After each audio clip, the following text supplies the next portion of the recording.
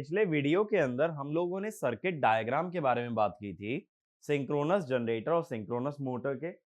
उसमें मैंने आपको ईएमएफ और टर्मिनल वोल्टेज के बीच रिलेशन बताया था, फेजर रिलेशन भी बताया था और स्केलार रिलेशन भी बताया था। तो मैंने आपको कुछ इक्वेशंस याद करने के लिए बोला था, जो कि मैं मानता हूं अब तक याद कर लिए होंगे जो लोग भी इन वीडियोस को सिंसियरली फॉलो कर रहे हैं।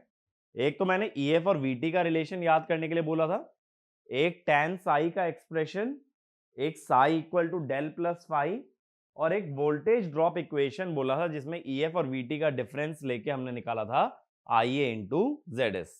ये चार इक्वेशन हमें याद करनी थी। और मैंने साथ ही साथ ये बताया था कि जनरेटर की इक्वेशन को मोटर के लिए कैसे अप्लाई करोगे और फिर लैगिंग वाली इक्वेशन को लीडिंग के लिए कैसे अप्लाई करोगे। ये टेक्निक मैंने आपको समझाया था। तो अगर वो चार इक्वेशन याद है तो सिंक्रोनस मशीन पे बेस्ड जो मोस्ट टिपिकल न्यूमेरिकल्स होते हैं वो भी आप लोग इजीली सॉल्व कर सकते हो। ठीक है, तो आज के लेक्चर का अपना ऑब्जेक्टिव क्या है, जो सर्किट हमने ड्रॉ किया है उसी से आगे चलेंगे और अब हम बात करेंगे वोल्टेज रेगुलेशन की, वोल्टेज रेगुलेशन ऑफ ऑल्टरनेटर। अब देखो, मैंने वोल्टेज रेगुलेशन के बारे में एक चीज बता रखी है ऑलरेडी कि वोल्टेज रेगुलेशन हमेशा मशीन के आउटपुट पे निकलता है। तो किस मशीन के लिए वोल्टेज रेगुलेशन डिफाइन किया जाता है? जिसका आउटपुट वोल्टेज हो या जिसका आउटपुट इलेक्ट्रिकल हो। यानी कि वोल्टेज रेगुलेशन हमेशा डिफाइन किया जाएगा जनरेटर के लिए, not for the case of motor. Motor का आउटपुट मैकेनिकल होता है, वहां टॉर्क और स्पीड हमें मिलते हैं, इसलिए मोटर के लिए स्पीड रेगुलेशन तो डिफाइन होता है, but we don't define voltage regulation. अब वोल्टेज रेगुलेशन के बारे में हम ऑलरेडी भी पिछले दो टॉपिक्स के अंदर डिस्कस कर चुके हैं, ट्रांसफार्मर के अंदर भी और डीसी मशीन के अंदर भी। सिंपली अगर मैं लिखूं वोल्टेज रेगुलेशन का सबसे बेसिक रिलेशन क्या होता है बताओ? वोल्टेज रेगुलेशन जो जनरल फॉर्मूला है that is mod V no load minus mod V full load, और मैं नीचे क्या लिखने के लिए बोलता हूं? Mod V rated. मैंने बताया था ना, नीचे ना नो लोड लिखो ना फुल लोड लिखो, क्या लिखो? Rated voltage. अक्सर क्या होता है, जो फुल लोड वोल्टेज होती है यही रेटेड वोल्टेज होती है। Usually mod V F L is actually equal to mod V rated. अब एक चीज बताओ कि इतना तो जान गए होगे ना वोल्टेज रेगुलेशन क्या रिप्रेजेंट करता है, क्या बताता है भाई? वोल्टेज रेगुलेशन हमें बताता है कि मशीन का आउटपुट वोल्टेज कैसे चेंज होगा लोड बदलने से। लोड बदलने का मतलब जो उस पे कनेक्टेड करंट ड्रॉ कर रहा है, जो भी मशीन है, मोटर है, कोई और मशीन है, एसी है, पंखे हैं, कोई भी ऐसा जो सिस्टम अगर तुमने जनरेटर से कनेक्ट किया है तो that will be called as a load. तो जब वो करंट जो निकाल रहा है मशीन से वो करंट बदलता है तो आउटपुट वोल्टेज कैसे चेंज होती है, that is your voltage regulation. ठीक है, जैसे अगर बात करो एसी ज्यादा करंट ड्रॉ करता है एज कंपेयर टू फैन और एलईडी लाइट, तो यही चीज हम बस बोल रहे हैं कि जब जब मशीन से निकलने वाला करंट बदलेगा तो उसकी वोल्टेज कैसे बदलेगी, दैट इज वोल्टेज रेगुलेशन। फिर भी फॉर्मेलिटी के लिए एक बार डेफिनेशन लिख लो। Voltage regulation represents the fluctuation in output voltage of an alternator as the load on the alternator is varied from no load to full load। ठीक है, नो लोड से फुल लोड जाते हुए वोल्टेज कैसे vary करती है, that is called as your voltage regulation. अब देखो, बात हमें सिर्फ ऑल्टरनेटर की करनी है, तो मैं ऑल्टरनेटर का सर्किट बना रहा हूं। ठीक है, ये हो गया हमारे पास इंड्यूस्ड ईएमएफ। फिर हम लोग क्या बनाते हैं भाई? सिंक्रोनस रिएक्टेंस बनाते हैं। मैंने लास्ट वीडियो के अंदर ये बताया भी था कि सिंक्रोनस रिएक्टेंस क्या होती है, लीकेज प्लस आर्मेचर रिएक्शन। फिर हम बनाते हैं आर्मेचर वाइंडिंग का रेजिस्टेंस, और ये होती है वीटी और ये होता है IA। अब ये जो वी नो लोड और वी फुल लोड है ना, ये वीटी की ही दो वैल्यूज हैं at no load and full load. तो मैं क्या बोलता हूं देखो कि ये जो VT है, VT is actually we no load when IA is equal to 0। ठीक है, जब IA 0 होगा तो एक्सेस में कोई वोल्टेज नहीं आएगा, RA में भी कोई वोल्टेज नहीं आएगा, तो VT पे कितनी वैल्यू मिलेगी? EF equal to mod EF। बात मेरी समझे?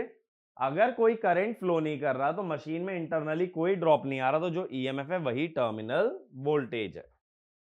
और फिर हम ये कहते हैं mod VFL is actually equal to mod VT when IA is equal to IA rated. जब रेटेड करंट फ्लो करता है तो जो वोल्टेज आती है दैट इज VFL। तो यहां से वोल्टेज रेगुलेशन कितना बन गया? नो लोड माने EF, फुल लोड माने VT, और मैंने बोला था रेटेड भी ज्यादातर क्या होती है? VT। ठीक है, तो ये ऑल्टरनेटर के लिए हमारा वोल्टेज रेगुलेशन आ जाता है। अब इसके बाद एक पॉइंट लिखना, while computing voltage regulation we make use of magnitude of the voltages and not their phase. Magnitude of voltage and not their phase, यानी देखो यहां वो इक्वेशन मत लगा देना जो मैंने वोल्टेज ड्रॉप की लिखवाई थी कि EF और VT का सब्ट्रैक्शन। हम EF और VT को सब्ट्रैक्ट नहीं कर रहे, हम उनके मैग्नीट्यूड्स को सब्ट्रैक्ट कर रहे हैं। ये बात बहुत अच्छे से ध्यान रखनी है, we are subtracting magnitude of voltages and not the voltages. यानी सब्ट्रैक्शन का मॉड नहीं चाहिए, हमें चाहिए मॉड का सब्ट्रैक्शन। अगला पॉइंट लिखो, both know load and full load voltage either must be per phase और both must be line to line।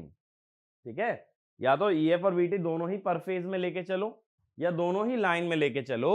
ऐसा कभी भी गलती से मत करना कि एक वोल्टेज पर फेज और एक वोल्टेज लाइन। ठीक है, अब देखो जो वोल्टेज रेगुलेशन होती है ना, इसका अप्रोक्सीमेट रिलेशन ऐसे लिख दिया जाता है, सॉरी अप्रोक्सीमेटली, कि EF और VT का गैप ऑलमोस्ट IA एक्सेस आ जाता है और नीचे भी रेटेड वोल्टेज लिख देते हैं EF। ठीक है, ये सिर्फ एक अप्रोक्सीमेट रिलेशन है।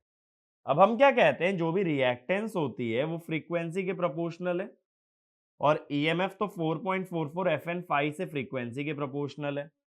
इसीलिए यहां से रिलेशन ये बन जाता है कि voltage regulation is independent of frequency. ठीक है, ऐसा अप्रोक्सीमेशन बन जाता है। अब इससे क्या होता है, देखो फ्रीक्वेंसी किसी भी जनरेटर के अंदर कितनी आती है, हम ये जानते हैं कि सिंक्रोनस स्पीड है 120 F/P, लेकिन हमने इस बात पे ध्यान नहीं दिया कि फ्रीक्वेंसी है PNS/120। जनरली ये रिलेशन मोटर्स के लिए यूज होता है और ये रिलेशन जनरेटर के लिए। अब भाई दिमाग में ये आएगा, ये तो दोनों रिलेशन तो सेम ही है, फर्क क्या है?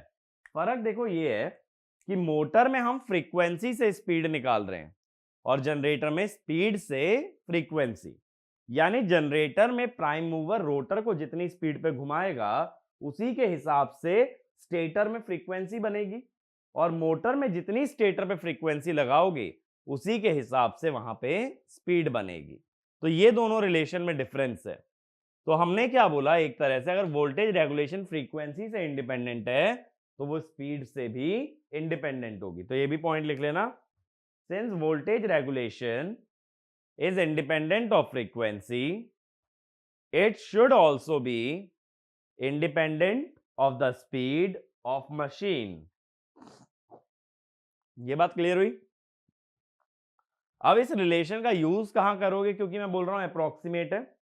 कई बार देखो क्या होता है, क्वेश्चन ऐसा आ जाता है कि at 800 RPM the voltage regulation of an alternator is 10%।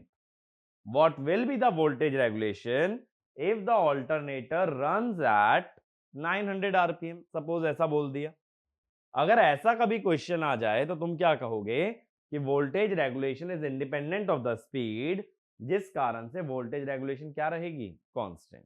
ठीक है, तो एक पॉइंट ये भी लिख लो, this approximation should only be used when voltage regulation data is given at one speed and we wish to determine the voltage regulation at some other speed। ठीक है, एक स्पीड पे रेगुलेशन पता है, दूसरी स्पीड पे निकालनी है, तब इस अप्रोक्सीमेशन का यूज कर सकते हो। मेरी यहां तक बात क्लियर हुई? ये क्लियर है वोल्टेज रेगुलेशन कैसे निकाला जाता है। ठीक है, अब देखो क्या होता है, इस टाइप के क्वेश्चन में या इस टाइप के रिलेशंस में हम जनरली क्या करते हैं, वोल्टेज रेगुलेशन के ईएफ की इक्वेशन मैंने लास्ट लेक्चर में कवर कराई है कि वीटी की टर्म्स में ईएफ कैसे आता है। तो जनरली हम क्या करते हैं कि ईएफ निकाल लेते हैं और फिर सीधा वोल्टेज रेगुलेशन के फॉर्मूले में डाल देते हैं। इसमें कोई शॉर्टकट हम नहीं लगाते हैं, सिंपली हमेशा क्या करना है, जो ईएमएफ की इक्वेशन है वहां से ईएफ निकालो, उसके मैग्नीट्यूड से हमें मतलब है, और वो मैग्नीट्यूड फिर वोल्टेज रेगुलेशन के एक्सप्रेशन में पुट कर दिया जाएगा। अच्छा, एक पॉइंट और लिखना, while calculating no load and full load voltage the excitation must be constant। इसका मतलब है कि V नो लोड और V फुल लोड लेते हुए फील्ड करंट फिक्स रखना है। अगर IF कांस्टेंट है तो EF कांस्टेंट है, ऐसा ना हो नो लोड लेते हुए EF अलग ले रहे हो और फुल लोड लेते हुए EF अलग ले रहे हो। EF दोनों में सेम होना चाहिए, बदलेगा सिर्फ क्या, VT। तो फील्ड करंट को कभी चेंज नहीं करेंगे। ठीक है, किसी क्वेश्चन में बोल ही दिया फील्ड करंट चेंज कर रहे हैं तो बात अलग है, बट प्रैक्टिकली जब वोल्टेज रेगुलेशन निकाला जाता है फील्ड करंट नहीं बदला जाता है। अब देखो यहां से एक अच्छे कॉन्सेप्ट पे हम लोग जाते हैं थोड़ा, that is short circuit condition. अब देखो सिस्टम में क्या होता है, पावर सिस्टम की अगर बात करें, ज्यादातर जो फॉल्ट होते हैं ना वो शॉर्ट सर्किट फॉल्ट होते हैं, कि कहीं पे शॉर्ट सर्किट आ गया है, कहीं पे ग्राउंडिंग आ गई, इस तरह के फॉल्ट्स होते हैं। अब इसी सिस्टम में सोचो अगर मैं यहां शॉर्ट सर्किटिंग कर दूं, देखो अगर मैं यहां ऐसे शॉर्ट सर्किटिंग कर दूं तब क्या होगा। अगर शॉर्ट सर्किटिंग कर दोगे तो आईए क्या होगा भाई, आईए होगा EF ओवर ZS, और ये ZS क्या है भाई, ZS है under root RA square plus XS square. अब मैंने बताया भी था लास्ट लेक्चर में, जो XS होता है ना ये काफी बड़ा होता है RA से। ठीक है, तो ZS इज अप्रोक्सीमेटली XS, तो आइए हुआ EF बाय XS। अब इसको हम बोल देते हैं शॉर्ट सर्किट करंट, ये आ गया हमारे पास शॉर्ट सर्किट करंट। अब देखो क्या होता है कि XS दो रिएक्टेंसेस से मिलके बना था, लास्ट लेक्चर में समझाया था, आर्मेचर रिएक्शन और लीकेज। अब देखो मशीन में एयर गैप जो होता है वो काफी क्रूशियल एलिमेंट होता है। किसके बीच का एयर गैप, स्टेटर और रोटर। अब बात है अचानक से एयर गैप की बात कहां से आ गई, ये चीज अभी समझ आएगी। अगर एयर गैप स्टेटर और रोटर के बीच में बढ़ा दिया जाए, ठीक है, तो इससे क्या होगा, एयर गैप बढ़ने से रिलक्टेंस बढ़ेगी, जिससे कि आर्मेचर का फ्लक्स कम होगा। फ्लक्स कम होने से आर्मेचर रिएक्शन की रिएक्टेंस कम हो जाएगी। भाई जितना कम फ्लक्स, या ऐसा कह दो रिलक्टेंस बढ़ती है तो इंडक्टेंस गिरती है, एन स्क्वायर बाय रिलक्टेंस होती है ना, तो अगर रिलक्टेंस बढ़ती है तो इंडक्टेंस गिरती है, जिससे कि रिएक्टेंस भी गिरती है। लेकिन एयर गैप बढ़ाने से साथ साथ लीकेज तो बढ़ेगा ना। भाई लीकेज फ्लक्स कौन सा फ्लक्स है, जो एक पार्ट को लिंक करे दूसरे पार्ट को ना करे। अब अगर ज्यादा दूर रखोगे दोनों पार्ट्स को तो ज्यादातर फ्लक्स लीक कर जाएगा, एक पार्ट से दूसरे पार्ट तक नहीं पहुंच पाएगा। अगर लीकेज बढ़ता है तो लीकेज रिएक्टेंस भी बढ़ती है। तो अब इसका मतलब ये हुआ, जो दो रिएक्टेंस हैं XAR और XAL, एयर गैप का जो इंपैक्ट आ रहा है दोनों पे अपोजिट आ रहा है। एक रिएक्टेंस बढ़ रही है तो दूसरी रिएक्टेंस कम हो जा रही है। इसका मतलब क्या हुआ कि जो सम है अभी वो अनडिसाइडेड है, लेकिन क्या होता है, ये जो XAR होता है, XAR dominates XAL, hence क्या होगा, XS decreases। आर्मेचर रिएक्शन हमेशा लीकेज से काफी बड़ा होता है, इसी वजह से सिंक्रोनस रिएक्टेंस कम होती है। अगर एक्सेस कम हो गया तो शॉर्ट सर्किट करंट क्या हो जाएगा, इंक्रीज। तो देखो एयर गैप बढ़ाने से रिस्क क्या है हमेशा, कि शॉर्ट सर्किट करंट इंक्रीज हो जाता है। लेकिन देखो इससे रिएक्टेंस कम हो रही है, रिएक्टेंस कम होने से वोल्टेज ड्रॉप कम हो रहा है, वोल्टेज ड्रॉप कम होने से रेगुलेशन बेहतर आएगा। तो एयर गैप बढ़ाने से रेगुलेशन तो सुधर जाता है, लेकिन साथ ही साथ तुम्हारा शॉर्ट सर्किट करंट भी बढ़ जाता है। तो एक पॉइंट ये लिखो, by increasing the air gap between stator and rotor, armature reaction reduces, due to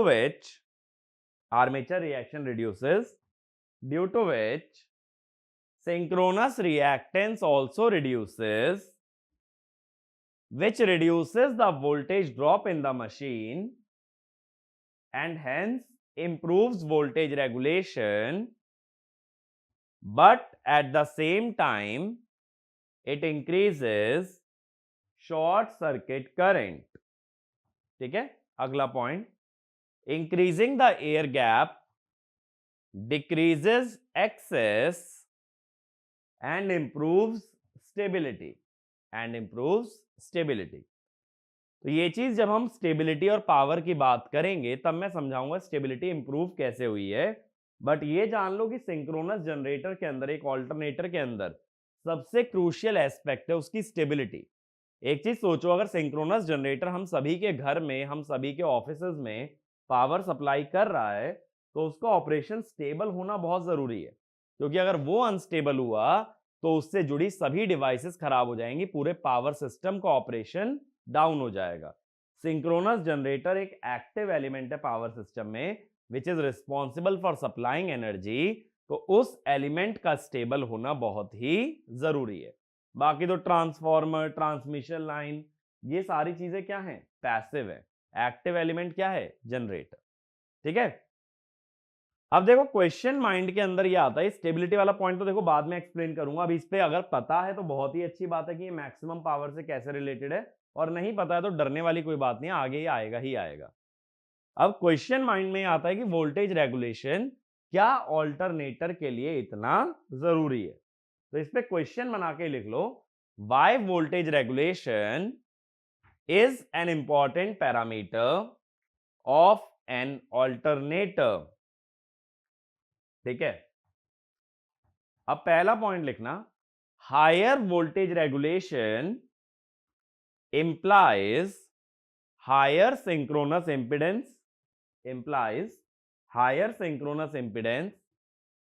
and knowing the value of synchronous impedance is crucial to determine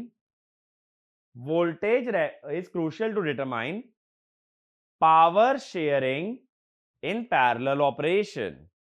एक चीज सोचो, ज्यादा वोल्टेज रेगुलेशन का मतलब है ज्यादा ड्रॉप, ज्यादा ड्रॉप का मतलब ज्यादा इंपीडेंस। सीधी सी बात है ना भाई, जिसकी इंपीडेंस ज्यादा होगी उसमें वोल्टेज घट जाएगी।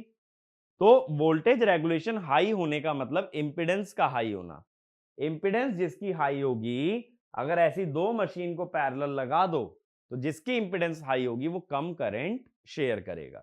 ऐसा इवन के एक बार क्वेश्चन भी आ गया था कि 3 जनरेटर्स का वोल्टेज रेगुलेशन हमें बता रखा था, अब हमसे ये पूछ लिया था कौन मैक्सिमम पावर शेयर करता है। तो जिसकी इंपीडेंस कम होगी वही ज्यादा पावर या ज्यादा करंट शेयर करेगा, और इंपीडेंस किसकी कम होगी, जिसकी वोल्टेज रेगुलेशन कम होगी। ठीक है, तो वोल्टेज रेगुलेशन बढ़ने का मतलब सिंक्रोनस इंपीडेंस का बढ़ना, कम होने का मतलब सिंक्रोनस इंपीडेंस का कम हो जाना। ठीक है, अगला point, if the load is disconnected from an alternator, we must know the magnitude of voltage rise. देखो, नो लोड वोल्टेज हमेशा फुल लोड से ज्यादा होगी, ठीक है, एटलीस्ट लैगिंग पावर फैक्टर में ज्यादा होगी, और मोस्टली पावर फैक्टर लैगिंग ही होता है। अगर नो लोड वोल्टेज ज्यादा होगी और फुल लोड वोल्टेज कम होगी, तो फुल लोड पे मिल रही है VFL, अचानक से लोड हटा दिया, कितनी मिल जाएगी, V नो लोड, और ये ज्यादा वैल्यू होगी। अब ज्यादा वोल्टेज इंसुलेशन को डैमेज भी कर सकती है, इसीलिए ये बात पहले से पता होना जरूरी है कि लोड हटने पे वोल्टेज कितना अप जाता है। दूसरी बात, लोड हटने पे अगर वोल्टेज अप जा रहा है तो एक और रिस्क रहता है कि कहीं रिले ये ना समझ ले कि कुछ गड़बड़ हो गई है और मशीन को बंद कर दे, क्योंकि लोड हटना एक बहुत नॉर्मल प्रोसेस है, इस पे रिले ऑपरेशन नहीं आना चाहिए, ठीक है। अगर रिले को ये लगा कि फॉल्ट आ गया है, वो तुरंत जनरेटर को पावर सिस्टम से डिस्कनेक्ट कर देगा, और वो करना सही नहीं होगा। इसीलिए ये क्लियरिटी अपने को रखनी पड़ेगी कि भाई वोल्टेज में कितना राइज आता है लोड हट जाने से, ठीक है। अगला पॉइंट लिखना, it is used to design automatic voltage regulator, bracket में लिख लो AVR, ठीक है।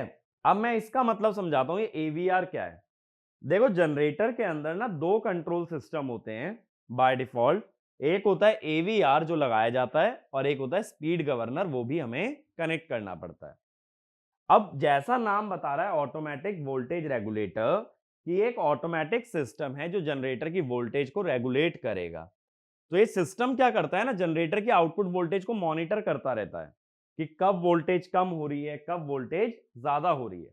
अगर वोल्टेज ज्यादा है तो फील्ड करंट को कम करके EMF कम कर देगा, वोल्टेज कम है तो फील्ड करंट को बढ़ा के EMF बढ़ा देगा, क्योंकि EMF कम होगा तो VT भी कम हो जाएगा KVL से, EMF ज्यादा होगा तो VT भी ज्यादा हो जाएगा KVL से। तो एक पॉइंट ये लिखना, AVR is an automatic control system which observes the terminal voltage of alternator and regulates the field current to increase the EMF if terminal voltage falls and to decrease the field current if terminal voltage rises। तो ये कोशिश करता है कि जो VT है ना वो फिक्स रहे, बढ़ेगा तो घटाने की कोशिश करेगा और घटेगा तो बढ़ाने की कोशिश करेगा, बट उसके लिए ये क्लियर होना चाहिए कि वोल्टेज में मैक्सिमम ड्रॉप कितना आ सकता है, ताकि उसी हिसाब से वो IF को बढ़ा के EF को बढ़ा दे। IF तो समझ रहे हो ना, फील्ड वाइंडिंग का करंट, फील्ड वाइंडिंग का करंट चेंज करोगे फ्लक्स बदलेगा, फ्लक्स से EMF बदल जाएगा, ठीक है। तो ये कुछ कारण होते हैं कि वोल्टेज रेगुलेशन इतना इंपॉर्टेंट पैरामीटर क्यों हो जाता है। ये पैरेलल ऑपरेशन वाला क्लियर हुआ ना कॉन्सेप्ट, कि पैरेलल ऑपरेशन में वोल्टेज रेगुलेशन कैसे हमारा यूज होगा। जिसका वोल्टेज रेगुलेशन कम, इंपीडेंस कम, जिसका वोल्टेज रेगुलेशन ज्यादा, इंपीडेंस ज्यादा। ज्यादा इंपीडेंस वाला कम करंट लेगा, कम इंपीडेंस वाला ज्यादा करंट लेगा।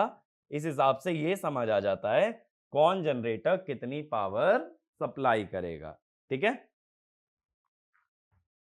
अब इसके बाद नेक्स्ट हेडिंग डालना, जैसे हम ट्रांसफॉर्मर में करते थे, maximum voltage regulation. Maximum voltage regulation transformer में देखो हमने दो कंडीशन डिराइव की थी, एक जीरो वोल्टेज रेगुलेशन और एक मैक्सिमम वोल्टेज रेगुलेशन। ट्रांसफॉर्मर में मैंने ये बताया था कि मैक्सिमम वोल्टेज रेगुलेशन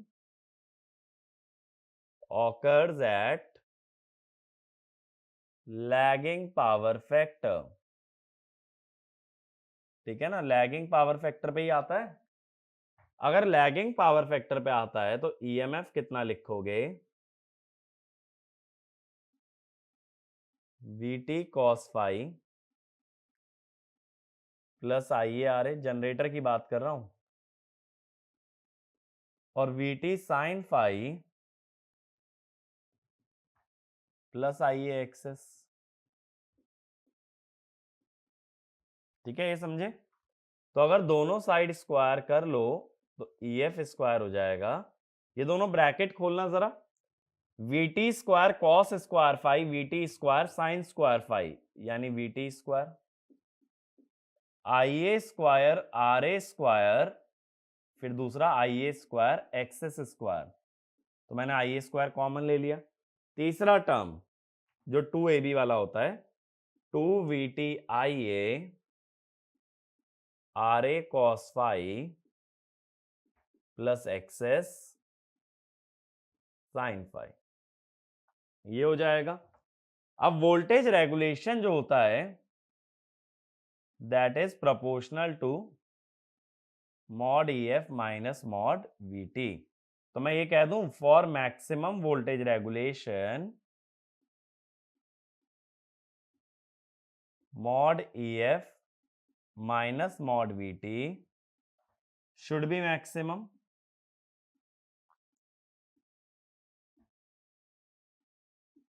और अगर ऐसा होने वाला है तो हम क्या करते हैं, डी बाई डी फाई, अब वोल्टेज के मैग्नीट्यूड की जगह ना उनके स्क्वायर्स ले लेते हैं, क्योंकि अगेन मैं क्या बोलता हूं, देखो वोल्टेजेस का डिफरेंस तभी मैक्सिमम हो सकता है जब उनके स्क्वायर्स का डिफरेंस भी मैक्सिमम हो जाए। भाई अगर 3 माइनस 2 1 है और ये मैक्सिमम वैल्यू है, तो 3 स्क्वायर माइनस 2 स्क्वायर भी मैक्सिमम वैल्यू ही होगा। तो इसको 0 कर दोगे। अब देखो ई एफ स्क्वायर, ये ना वी टी स्क्वायर को लेफ्ट में ले आओ, बन गया E F square minus V T square. Right में क्या बचेगी, पहली टर्म बचेगी I A square into R A square plus X S square, उसका डेरिवेटिव तो 0 हो जाएगा फाई के रेस्पेक्ट में। दूसरी टर्म क्या बचेगी, 2vt I A, cos phi का derivative sine phi, sine phi का derivative cos phi, this must be 0। इसको 0 अगर कर दोगे तो यहां से बन जाएगा tan phi is X S by R A. अब ये रिजल्ट लग रहा होगा कि भाई ये तो काफी नॉर्मल रिलेशन है, tan थीटा तो x बाय आर ही होता है।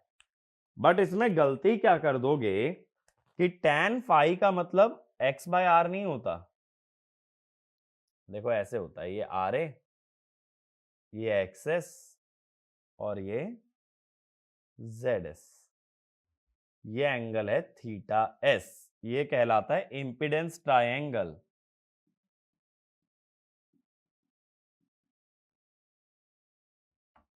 ये जो दोनों पैरामीटर हैं ये मशीन के अंदर हैं, और ये जो पैरामीटर है tan फाई ये लोड का है। कहने का मतलब देखो अगर यहां कोई लोड ऐसा लगा है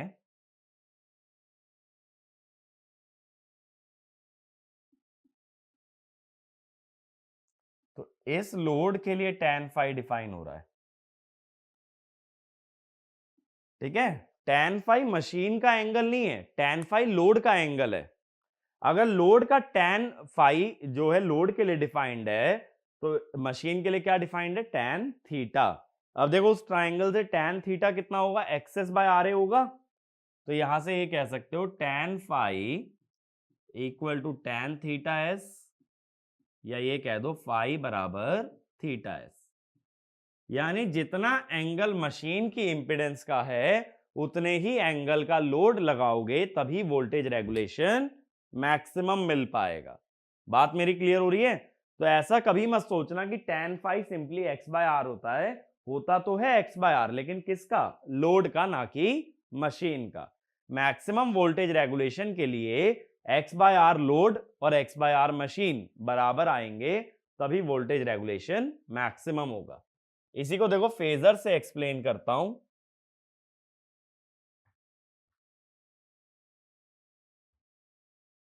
इसको अगर हम फेजर से समझें,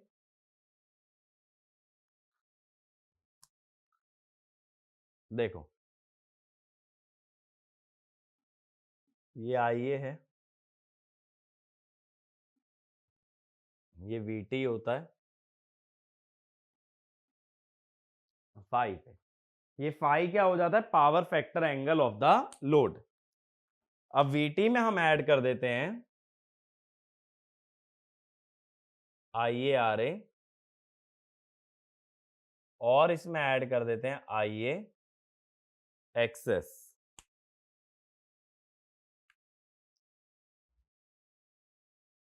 और फिर ये बन जाता है ई। अब देखो यहां से जो लाइन जाएगी ये ब्लैक वाले फेजर के टिप से रेड वाले फेजर तक, ये होती है IA इंटू ZS। अब एक चीज देखो, ये वाला ट्राइंगल और ये जो ट्राइंगल मैंने ग्रीन और ब्लू में बनाया है, ये दोनों ट्राइंगल सेम है। बस फर्क क्या है, इस ट्राइंगल की हर साइड IA से मल्टीप्लाई हो गई है। इसका मतलब क्या होगा कि ये वाला एंगल कितना होगा, थीटा एस।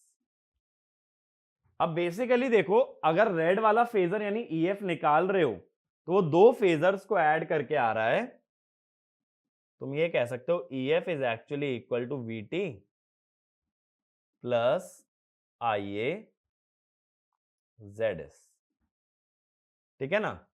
अब EF अगर मैक्सिमम चाहिए, कोई भी दो फेजर का सम मैक्सिमम कब होता है, EF दो फेजर का सम है ना, फॉर मैक्सिमम EF दो फेजर का सम मैक्सिमम तब होता है जब दोनों फेजर पैरेलल आ जाएं। अब एक फेजर फाई एंगल पे इंक्लाइंड है, एक थीटा एस पे इंक्लाइंड है, तो अगर दोनों पैरेलल हैं तो ये दोनों एंगल बराबर होंगे। देखो यही तो कंडीशन आई है। बात मेरी समझ आ रही है कि तुम कह रहे हो कि ब्लैक और ग्रीन वाले फेजर को ऐड कर दें तो रेड वाला फेजर यानी EF मिल जाएगा, और वोल्टेज रेगुलेशन मैक्सिमम करने के लिए EF और VT का डिफरेंस मैक्सिमम होना चाहिए, या ये कह दो अगर VT को फिक्स कर लें तो EF मैक्सिमम होना चाहिए।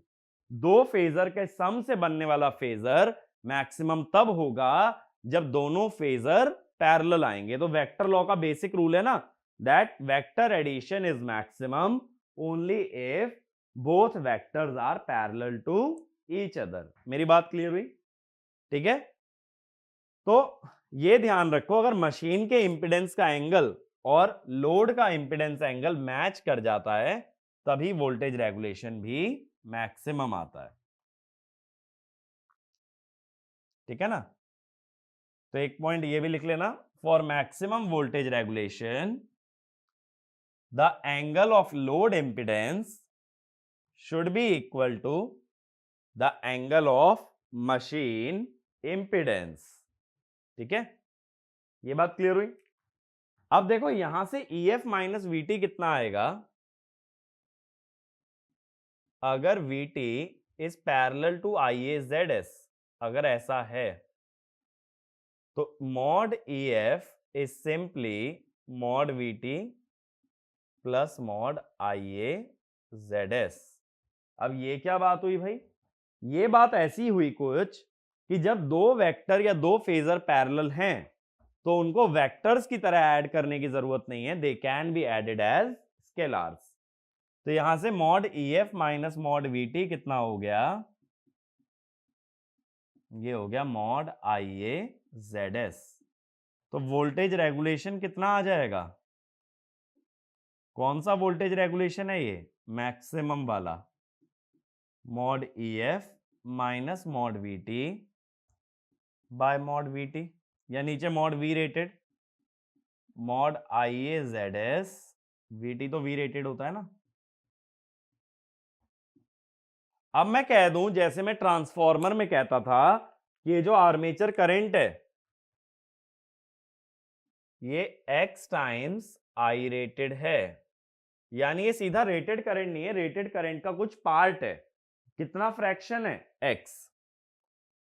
तो X mod I rated mod ZS by mod V rated. अब डिनोमिनेटर से देखो तो V rated upon I rated बन रहा है, डिनोमिनेटर में V rated by I rated होता है Z बेस।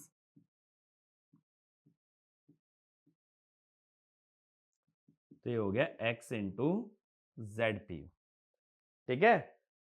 तो एक्चुअल में मैक्सिमम वोल्टेज रेगुलेशन ट्रांसफार्मर में भी इतना आता है और सिंक्रोनस मशीन में भी इतना आता है। उसका सबसे बड़ा रीजन है कि दोनों का सर्किट सिमिलर है। ट्रांसफार्मर में भी सेकेंडरी साइड देखते तो एक इंड्यूस्ड ईएमएफ होता था, एक सीरीज में इंपीडेंस होती थी और एक टर्मिनल वोल्टेज होती थी। जब दोनों के सर्किट सिमिलर हैं तो कुछ ना कुछ कॉन्सेप्ट दोनों में कॉमन आएंगे, और वो कॉमन क्या आ रहा है सबसे पहले, that the maximum voltage regulation is same in case of generator and transformer। तो एक पॉइंट ये भी लिखो, in case of transformer the equivalent circuit is similar to the alternator if shunt branch is ignored, and hence the condition and the value of maximum voltage regulation is same for generator and a transformer. ठीक है, ये बात clear हुई? ये logic clear हुआ ना? मैंने ऐसी इक्वेशन कैसे लिख दी डायरेक्टली इस फेजर से? ये इक्वेशन देखो यहां से आई है। ये कैसे आई? जब दो फेजर पैरेलल हैं तो उनके मैग्नीट्यूड्स को सीधा ऐड कर सकते हो। अब अगला लिखना, condition for zero voltage regulation. Condition for zero voltage regulation. अब देखो, मैक्सिमम वोल्टेज रेगुलेशन तो अनडिजायरेबल कंडीशन होती है। अनडिजायरेबल क्यों? वोल्टेज रेगुलेशन वोल्टेज का फ्लक्चुएशन है, तो वोल्टेज में जितना कम फ्लक्चुएशन रहे उतना बेहतर होगा। तो अगर वोल्टेज फ्लक्चुएशन ज्यादा आ रहा है या वोल्टेज रेगुलेशन ज्यादा आ रहा है तो दैट इज अनडिजायरेबल। तो डिजायरेबल कंडीशन होती है जीरो वोल्टेज रेगुलेशन। अब ये चीज हमने ट्रांसफॉर्मर के अंदर भी देखी थी। It occurs for leading power factor. अब मेरे पास जो ईएमएफ इक्वेशन है वो तो लैगिंग की है, जबकि जीरो वोल्टेज रेगुलेशन किस पे आने वाला है? लीडिंग पे। तो मैं क्या इसके अंदर ट्रिक अपनाता हूं कि लीडिंग के लिए ना फाई की जगह -फाई रख देते हैं। यही तो मैंने बताया था, एंगल नेगेटिव हो जाता है।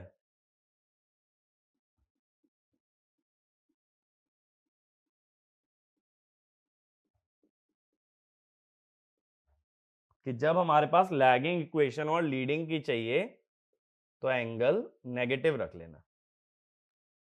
अब देखो यहां स्क्वायर कर लो जरा। अब देखो ये तो cos ऑफ -फाई तो cos फाई बन जाएगा, लेकिन साइन ऑफ -फाई क्या बनेगा? Minus sine phi. स्क्वायर करोगे तो V T square cos square phi, V T square sine square phi, तो ये हो गया वीटी स्क्वायर। फिर अगला I A square R A square plus X S square. अब तीसरी टर्म पे ध्यान दो। तीसरी टर्म 2ab वाली बनती है, 2vt आई ए। अब इधर से क्या बनेगी? आर ए कॉस फाई, लेकिन साइन ऑफ -फाई था माइनस साइन फाई, तो ये a माइनस बी बन गया। a माइनस बी के स्क्वायर में आता है -2ab। ये बात समझ आई कि a माइनस बी का अगर स्क्वायर कर रहे हो तो -2ab लेना पड़ेगा। अब हम ये कहते हैं for zero voltage regulation mod EF equal to mod VT या EF square equal to VT square. अगर ये दोनों बराबर हो गए तो ये कट जाएंगे, तो क्या बचेगा?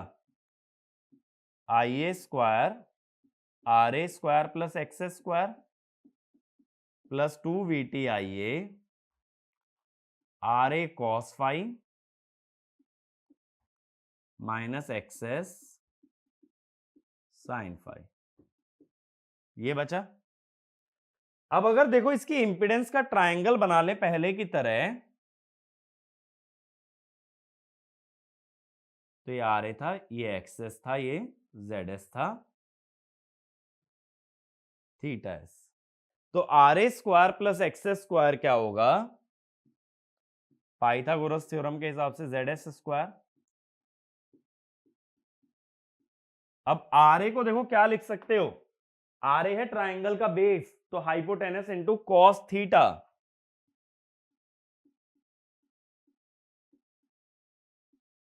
एक्सेस है ट्रायंगल का परपेंडिकुलर, तो hypotenuse into sine theta.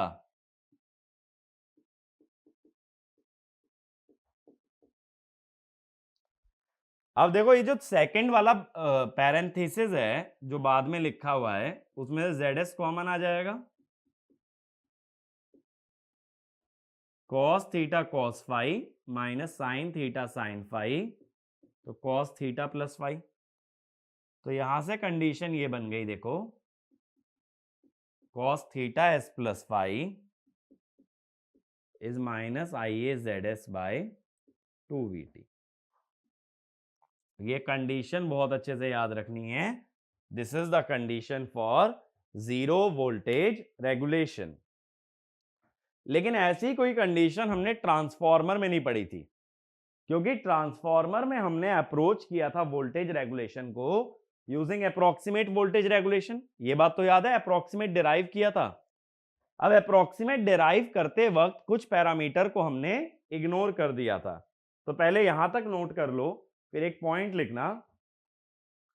Though the circuit of alternator is same as a transformer, but in a transformer the impedance is very low because there is no armature reaction, and hence we can use approximate voltage regulation, but we cannot make use of approximate voltage regulation in our alternator। ये बात याद रखना, circuit same है, लेकिन वहां जो r cos phi plus x sin phi करके solve कर लिया था वो ऑल्टरनेटर के अंदर मत लगाना। यहां इंपेडेंस काफी लार्ज होती है। ट्रांसफार्मर की इंपेडेंस 1-2 ओम के बीच में रहती है, यहां 30-40 ओम होती है। तो अगर इतनी लार्ज इंपेडेंस है तो अप्रोक्सीमेट वाला रिलेशन नहीं चलेगा। अगला पॉइंट लिखना, if the impedance in a transformer is small then ZS can be ignored, and hence in zero voltage regulation the right hand side becomes zero, so cos theta s plus phi equal to 0 और theta s plus phi equal to 90 degree. तो अगर भूल गए हो तो transformer में check करना, यही कंडीशन आती है जीरो वोल्टेज रेगुलेशन के लिए कि थीटा एस प्लस फाई आता है 90 डिग्री। तो ये कैसे आया, अगर यहां ZS को 0 मान लो तो राइट हैंड साइड 0 हो जाएगी। तो यही तो अप्रोक्सीमेशन है। ट्रांसफार्मर की इंपेडेंस इतनी छोटी होती है कि उसको इग्नोर किया जा सकता है। सिंक्रोनस मशीन में इग्नोर मत करना, ये कंडीशन याद रखना, ठीक है ना। अब देखो, अगर मैं समराइज कराता हूं कि हमने क्या डिस्कस किया है। जो हमने आज ईएमएफ के एक्सप्रेशन यूज किए हैं वो तो हम ऑलरेडी लास्ट लेक्चर में कवर कर चुके थे। तो मैंने सिर्फ बेसिक चीजें क्या कवर की हैं। सबसे पहले मैंने वोल्टेज रेगुलेशन का फॉर्मूला लिखा है, और मैंने बोला जो स्केलर इक्वेशन लिखवाई थी उससे ईएफ निकाल के इस फॉर्मूले में पुट कर देना। वीटी की वैल्यू जानते हुए ईएफ निकल सकता है। First, second, maximum voltage regulation equal to X into ZS per unit, और इसकी कंडीशन क्या होती है, theta S equal to phi. Third, zero voltage regulation, इसकी कंडीशन क्या होती है, cos theta S plus phi minus IA ZS by 2VT। और देखो ये ईएमएफ वाली इक्वेशन से आया ना, तो इसके नीचे एक चीज और लिख लेना, ऑल क्वांटिटीज आर पर फेज। ठीक है, इतना हमने समझा है। अब देखो क्वेश्चंस के लिए ना कुछ एक इंपॉर्टेंट पॉइंट्स लिखना या कॉमन मिस्टेक्स लिखना। पहला लिखो कॉमन मिस्टेक्स, इसमें पहला लिखना, while calculating current of an alternator, if we use apparent power then S equal to √3 VL IL। ठीक है, अब बहुत लोग गलती क्या कर देते हैं, क्वेश्चन में केवीए गिवन होता है और वो उसको रियल पावर मान के √3 VLIL cos phi लगा देते हैं। तो ऐसा मत करना, यूनिट जरूर चेक करना कि पावर की यूनिट केवीए दी है या किलोवाट। किलोवाट दिए तो √3 VLIL cos phi, केवीए दी है तो √3 VLIL। ठीक है, कई बार ऐसा बोल देते हैं ना, an alternator delivers 50 kVA at 0.8 power factor lag 11 kV। तो लोग क्या करेंगे, केवीए भी गिवन है, पावर फैक्टर भी गिवन है, लगाओ भाई क्या 50 equal to √3 VLIL cos phi। गलत बात। अगर पावर केवीए में थी तो पावर फैक्टर कुछ भी हो, करंट निकलेगा सिर्फ √3 VLIL से। बात क्लियर हुई? अगला पॉइंट। अब देखो कई बार क्वेश्चन में कंफ्यूजन ये रहता है कि जो पावर गिवन है मशीन के अंदर वो इनपुट पावर है या आउटपुट पावर। तो एक पॉइंट लिखो, if the power is given in horse power then it is mechanical power. और हम क्या जानते हैं, 1 HP इक्वल टू 746 वॉट। ठीक है, अगला point, if the power is given in KVA that is apparent power, then it can only be electrical power which is output power of generator and input power of motor। KVA वाली power कभी भी mechanical power नहीं हो सकती, वो हमेशा electrical power ही होगी।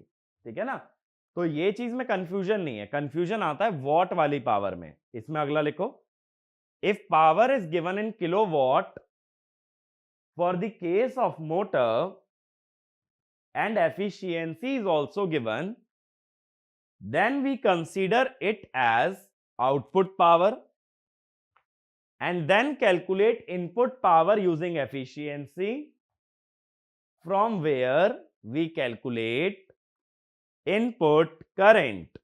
ठीक है, समझ आ रही है मेरी बात? क्या होता है अगर पावर 50 किलोवाट दे दी, अब ये इलेक्ट्रिकल भी हो सकती है, मैकेनिकल भी हो सकती है, बट अगर साथ में एफिशिएंसी गिवन है सपोज 90%, तो क्या करना है, 50 किलोवाट को एफिशिएंसी से डिवाइड कर लेना, क्या मिल जाएगी इनपुट पावर। फिर इनपुट पावर को लिख लेना √3 VLIL cos phi और वहां से करंट निकाल लेना। ये 50 किलोवाट से सीधे करंट मत निकालना, अगर एफिशिएंसी गिवन है तो आउटपुट पावर बाय एफिशिएंसी से इनपुट पावर, और input power is √3 VLIL cos phi, वहां से निकालोगे करंट। ठीक है, तो डिपेंड करता है कि पावर की यूनिट्स क्या है, क्वेश्चन की कंडीशन क्या है। पावर इनपुट भी हो सकती है, आउटपुट भी। हॉर्स पावर हमेशा मैकेनिकल, केवीए हमेशा electrical, but kilowatt it can be electrical और इट कैन बी मैकेनिकल, दोनों हो सकती है। क्वेश्चन में एफिशिएंसी गिवन है, उस हिसाब से हमें चेंज करना पड़ेगा। ठीक है, एक last point, if the load is constant impedance that is passive load, we cannot assume the terminal voltage to be constant। माने अगर लोड में इंपीडेंस दे दी है Z R प्लस JX, तो तुम ये नहीं कह सकते कि उसका VT फिक्स रहेगा, उसका VT बदल सकता है। VT फिक्स तब होता है जब ऐसा बोल दें, load draws a power of 10 kilowatt, यानी जब एक लोड एक पर्टिकुलर पावर ड्रॉ करता है ना, तो उसका VT तो रेटेड पे मान सकते हो, लेकिन लोड में अगर इंपीडेंस गिवन है तब VT को फिक्स मत मानना, तब सर्किट ड्रॉ करना जिसमें EMF है, RA और J एक्सेस है और RL और J एक्सएल है। ऐसा एक सर्किट बना के VT निकाल लेना, उसमें VT को रेटेड वैल्यू एज्यूम मत करना। अगला पॉइंट ऐसे ही लिख लो, इसी को कंटिन्यू कर लो ना आगे। If the load is set to draw a particular amount of power, then we generally assume the terminal voltage at the rated value. ठीक है, तो ये सभी पॉइंट्स जो है ना क्वेश्चन में बहुत काम आएंगे, तो इनके अराउंड बॉक्स ड्रॉ कर लेना। ये काफी इंपॉर्टेंट बातें हैं जो कि क्वेश्चन में जनरली बच्चे गलती करते हैं, ये मैंने तुम्हें पहले ही बता दिया है। तो कोशिश करना कि ये मिस्टेक्स तुम लोग ना करो। अगर ये मिस्टेक्स भी करोगे तो दैट मीन्स कि लेक्चर अटेंड करने का, वीडियो देखने का कोई फायदा नहीं मिला। ठीक है, तो ये गलती मत करना, इसके अलावा कुछ भी गलती करना, क्योंकि गलतियां ऐसी हो जो तुम नहीं जानते हो, तो अगर वो गलती करोगे तो उससे कुछ ना कुछ सीख ही लोगे। अगर जो पता है मिस्टेक होती है और वही मिस्टेक फिर करते भी हो, दैट मीन्स कि तुम्हारा लर्निंग प्रोसेस थोड़ा सा वीक हो गया है, सीख नहीं पा रहे हो।